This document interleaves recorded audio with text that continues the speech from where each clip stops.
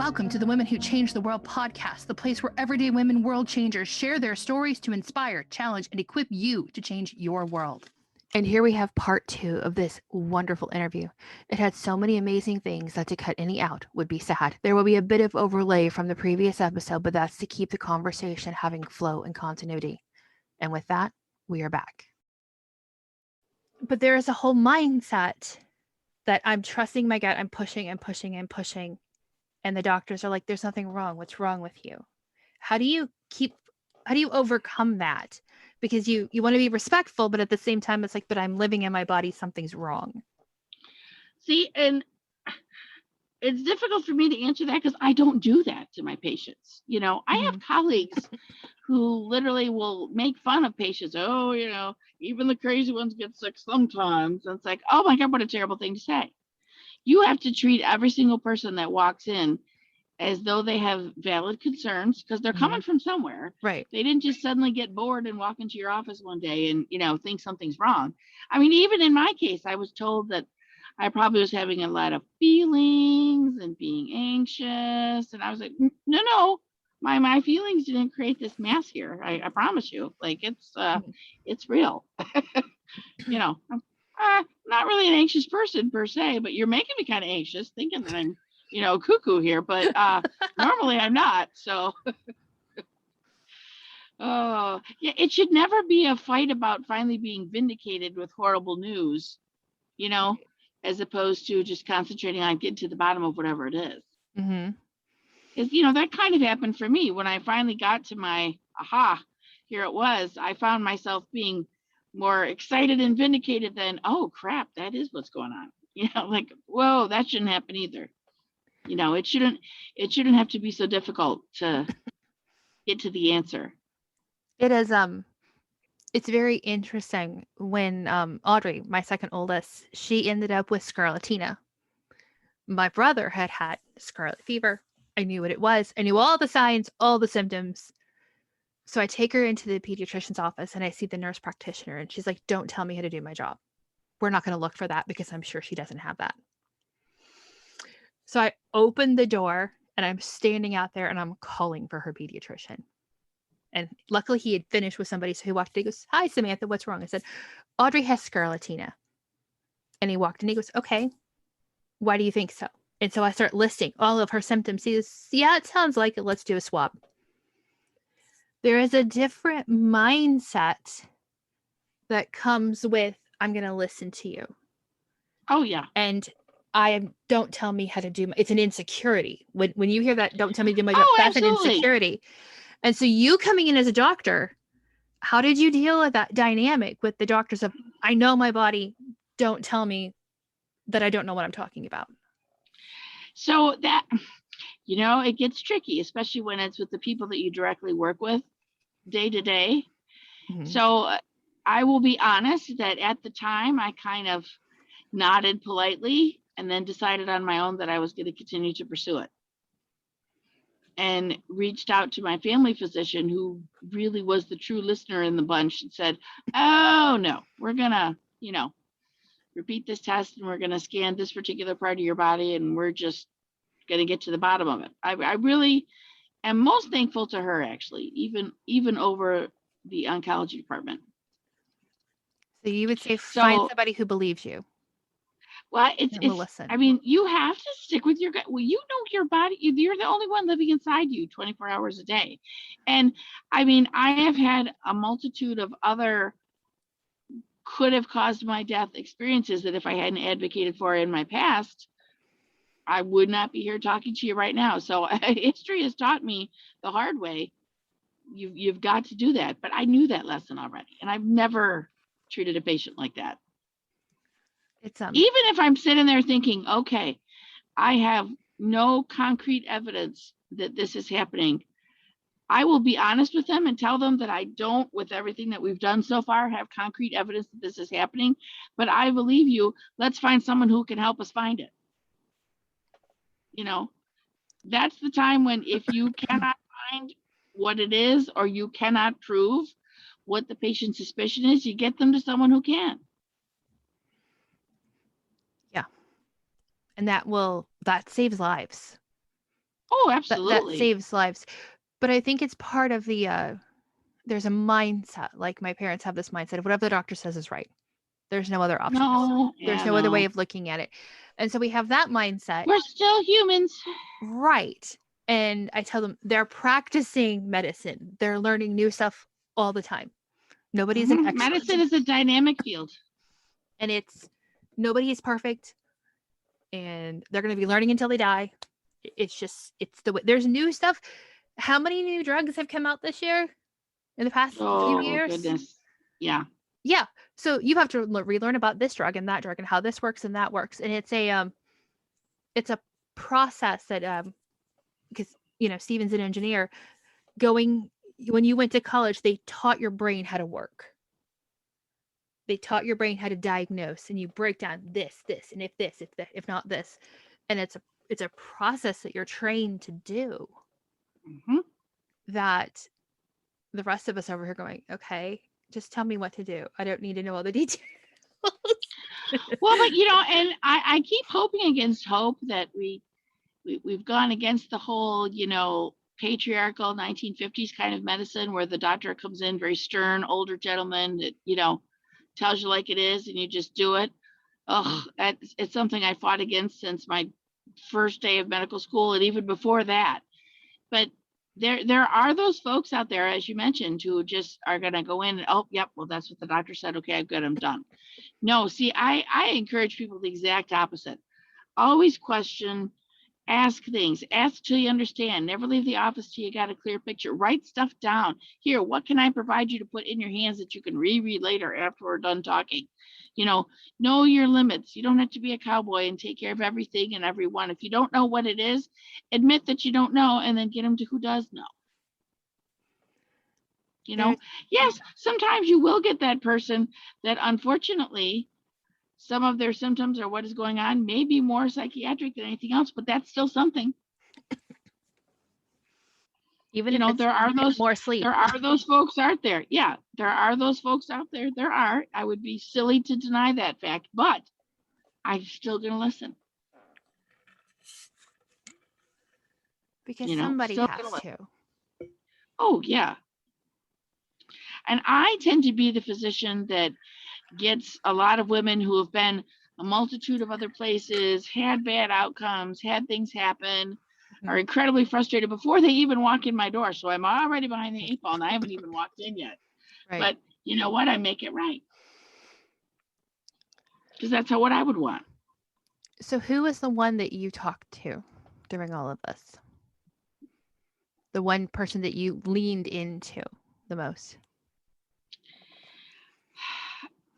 To be honest, I tried not to make it one person. Because I know my family and I love them to the moon and back, but there isn't any one of them that could handle all of it.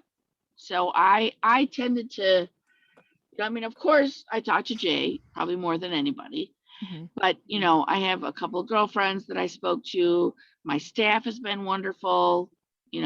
Other patients, believe it or not, have been quite wonderful and insightful as well, and happy to share their tips and knowledge and whatnot, and then I would share back. So I just kind of spread things around when I needed to. And I made sure, something that we don't do often enough, I got back in touch with my therapist right away, right at the very beginning, because you really do need that objective source. Yes. You just do.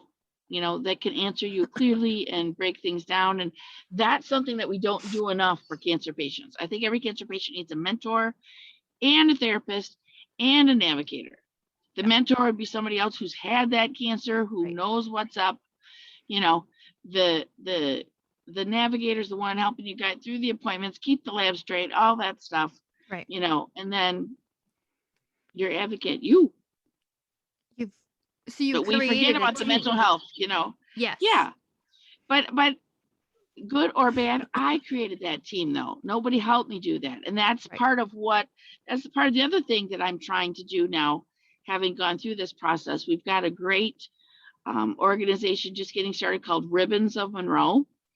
And we are working on having everything from end of life planning, financial stuff. We can do telehealth visits right from our facility, Reiki, massage, counseling, general venting, relaxing, music, working with Congress to get things covered that weren't covered before. I mean, full service goodness, because that was something that would have been amazing to have as I was going through, because I'm noticing that our community in particular does not have amazing resources like that. So I am more than thrilled and happy to be a part of that. It is a place that nobody wants to go to. Nobody wants to think about death. Nobody wants to. Well, and there's the thing. We're not just thinking about death though.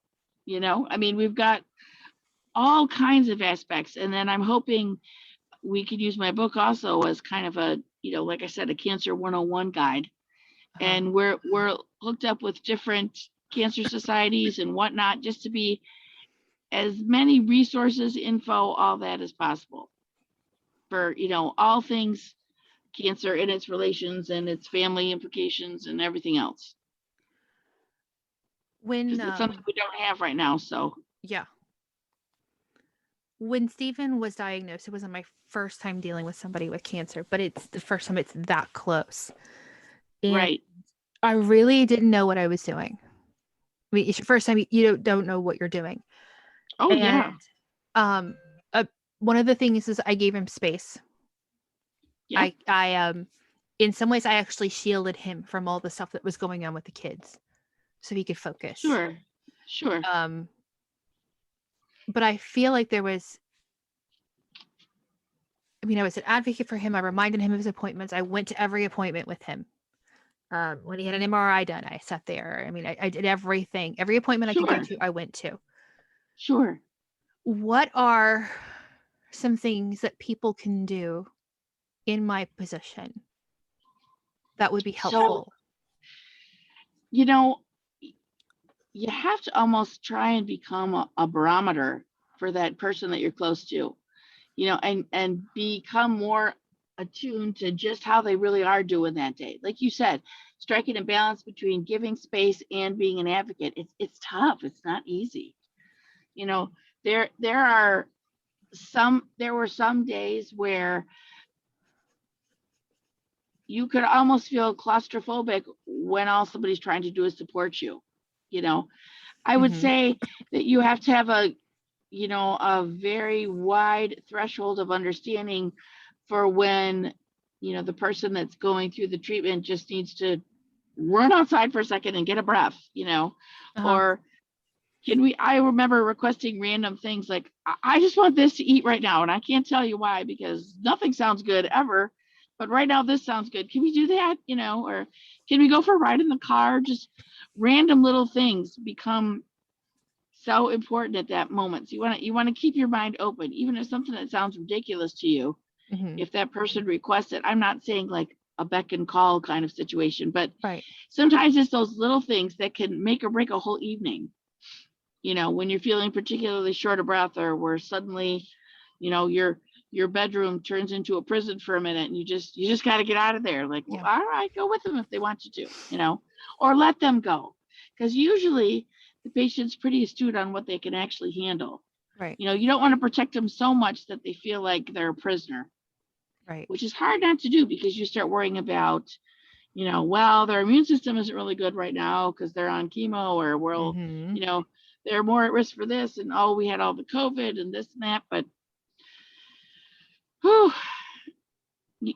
you wanna be that person that helps them live a bit also, and not have so much fear that when they suggest about going someplace, your first answer, even if you want it to be no, don't let it be no. Talk about it for a second. You may be 100% correct, and that is a terrible idea, but like, just try not to make that first response no. Allow them to still have ownership of something, because you really feel like you don't have ownership of anything at certain points. Yes. And there's complete unpredictability of which version of you is getting out of bed every morning. It was remarkable. I tried to make it my mission. I still worked through this, good idea or bad, made myself a goal of like 2 days a week, something like that.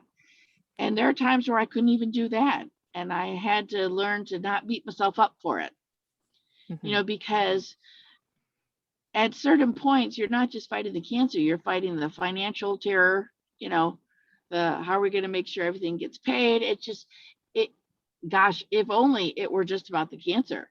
Right. There are so many other things and weights and concerns. So I would say too that, while you have to be realistic, also try, and this is where my husband would struggle, to bring up the financials all the time or bring up the consequences of whatever it is the person is talking about. Like, yeah, don't do it all the time. We don't need it.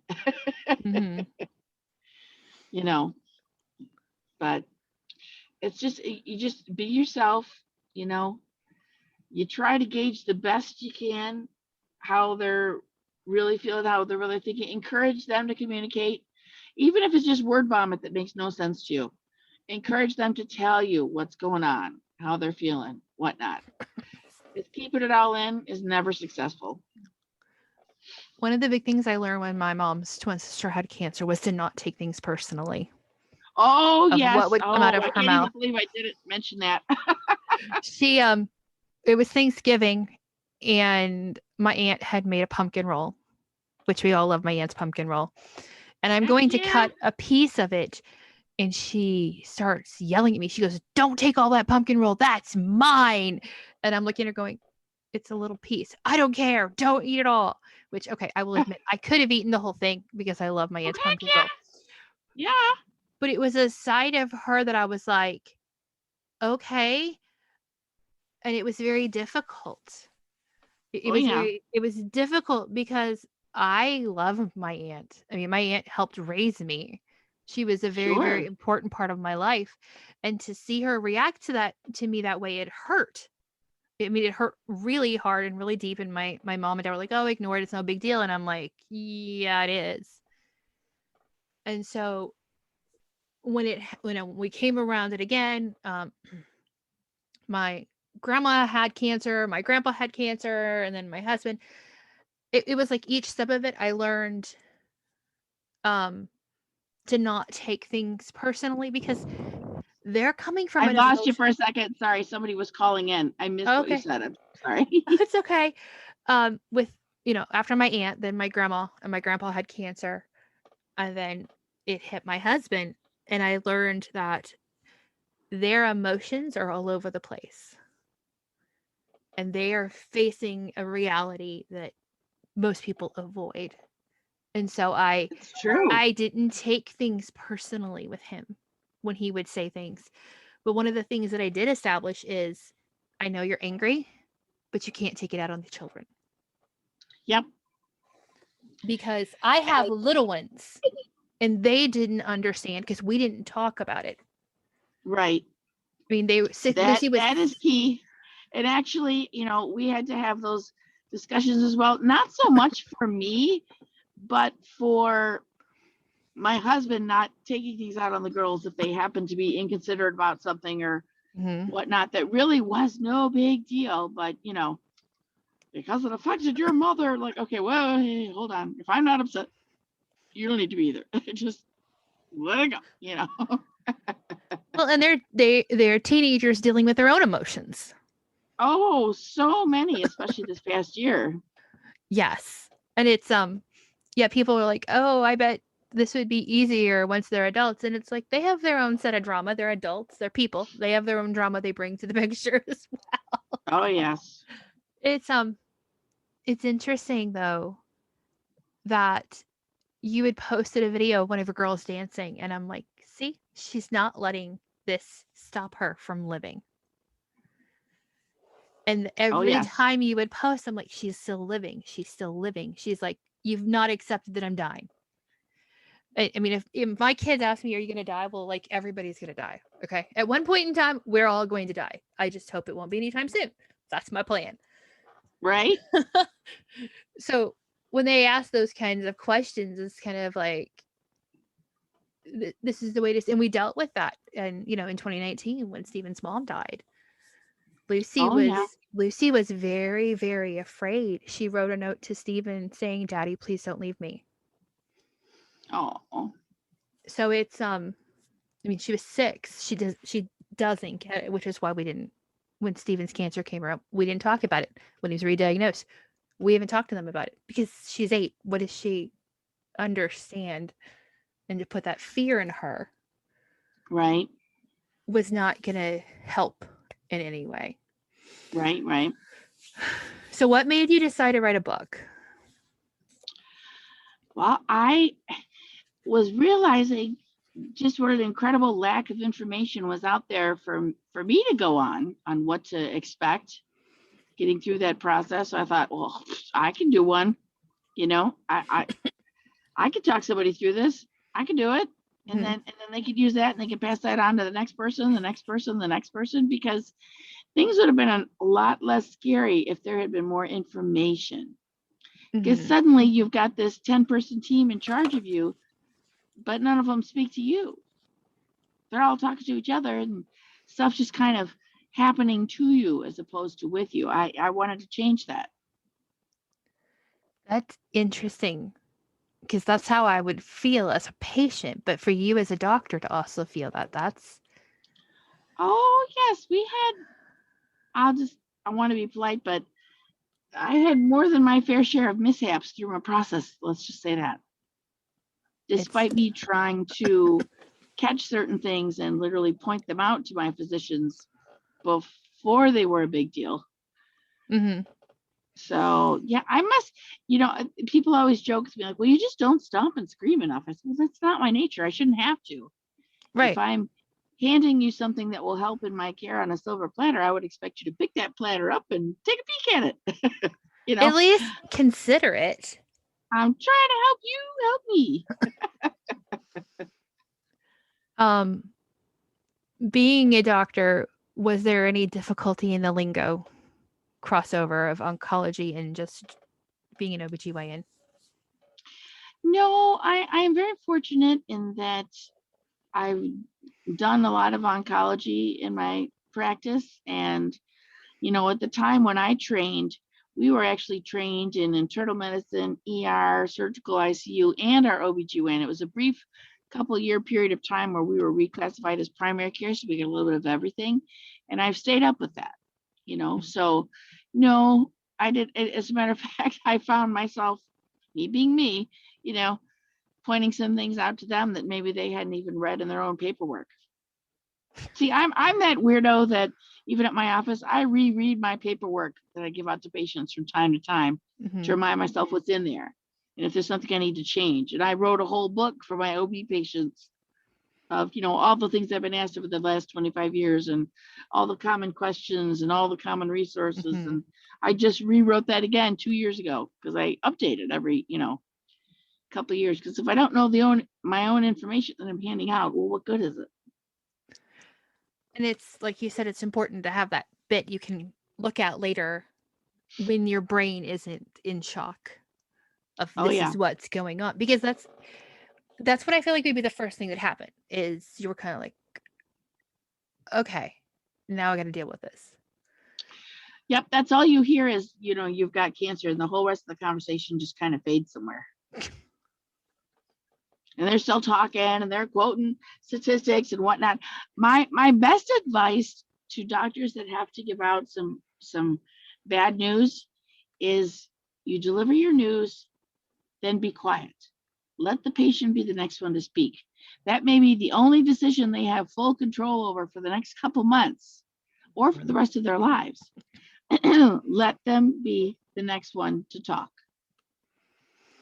Period. Let them be the next one to talk.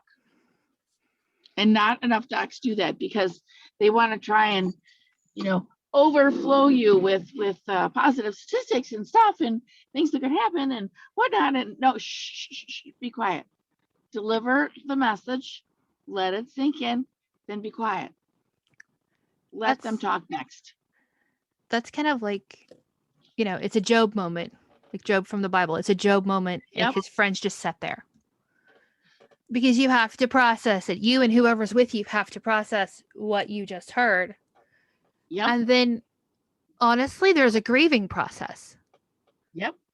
And I'm not saying that this person's dying, but then there's the whole grieving process of the life that I knew is over.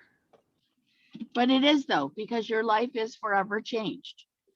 You know, they've told me, oh, looks like you're cured right now, which sounds amazing, but we really don't know that for 5 years at least. Mm-hmm. You know, we really don't, because you've definitely mapped out the next 5 years of my life in follow-ups and scans and whatnot. Right. You know, so it's, and then, oh yeah, the whole rest of my life, because now I'm at risk for other cancers because of the treatment I got for this cancer. Mm-hmm. You're like, oh yeah, okay. Well, shoot.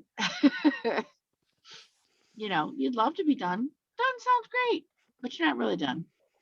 Yeah. Well, and you've got to be able to live with that, though. It's a whole new way of life. It is. I equate it to like having an anvil over our head. Once he got that diagnosis, the anvil was over our head, and it's just a matter of when is it going to fall, and how is it going to fall, and what are we going to do about it? And then you try to make some interesting promises. Okay, we're going to do more stuff. We're going to accept more invitations. We're going to get out there. We're going to, you know, because I admit, due to various things that have, you know, happened over the years, we became a little bit of an island. Not really of my choosing per se, but you know, and so I'm busting that island's barriers. You know, we're doing more. Mm-hmm. We're seeing more. We're getting out there. We just are, you know, making memories. Yep. Well, everybody, that is all that I have for you today. Thank you, Laura, for coming and talking with me, stopping at the park and having a conversation. I really appreciate it. I'll have the links to Laura's book and everything in the description, everybody. And I look forward to talking to you in the next episode. Bye.